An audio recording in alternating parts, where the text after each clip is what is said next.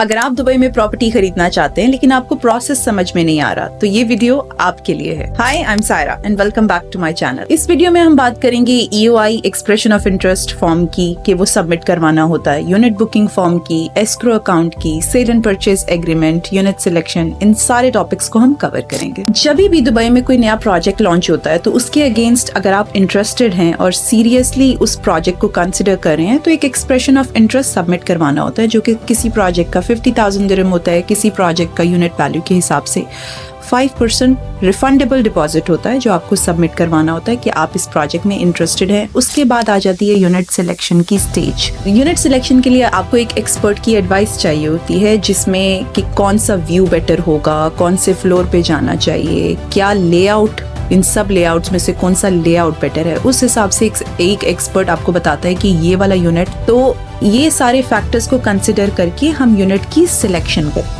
Initially count होती है जो 50,000 जो आपने एक्सप्रेशन ऑफ इंटरेस्ट सबमिट करवाया वो काउंट होता है आपका यूनिट सिलेक्शन के बाद, उसी यूनिट की अगेंस्ट काउंट होता है जो शुरू का डिपॉजिट होता है उसके लिए।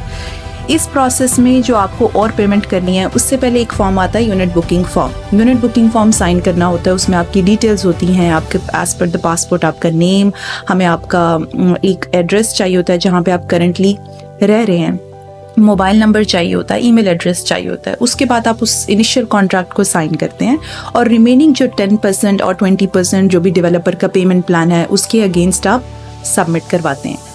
ये जो अमाउंट है वो जाती है एस्क्रो। एस्क्रो अकाउंट क्या होता है? एस्क्रो अकाउंट एक गवर्नमेंट प्रोटेक्टेड अकाउंट होता है जो आपके पैसे को सिक्योर करता है, क्योंकि आपने जिस प्रॉपर्टी में इन्वेस्ट किया है उसका एक एस्क्रो अकाउंट होता है जिसमें आप सारे पैसे जमा करवाते हैं, रिमेनिंग जो भी आपके पेमेंट प्लान के होते हैं। ये पैसे डेवलपर को तब रिलीज होते हैं उनकी कंस्ट्रक्शन अपडेट के साथ, तो आपका पैसा बहुत सिक्योर है। प्रॉपर्टी की जो वैल्यू है उसके ऊपर आपको दुबई में सिर्फ 4% Dubai land department registration fee पे करनी होती है। ये आपको तब पे करनी है जब आपको शुरू का सारा इनिशियल डिपॉजिट डालना है।